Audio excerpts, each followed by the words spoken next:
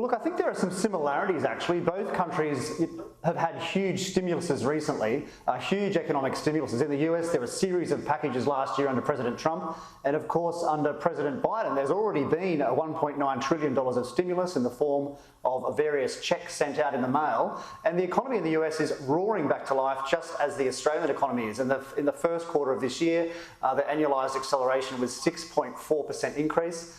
In the US, the jobless rate is also falling. It's down to 6%.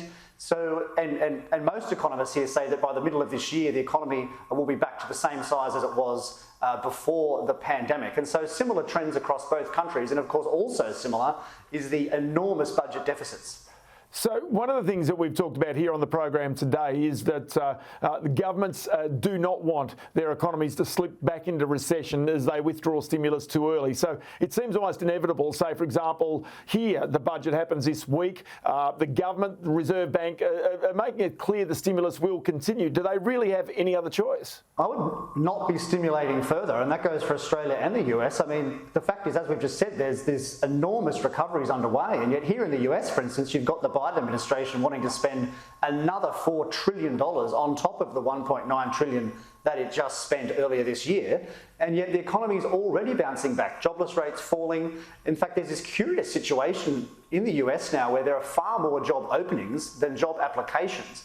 And many economists think that that is because the jobless benefits here have been increased so much that people would actually prefer not to work at the lower end of the scale than actually work. And you know, you have some of that effect in Australia too, of course.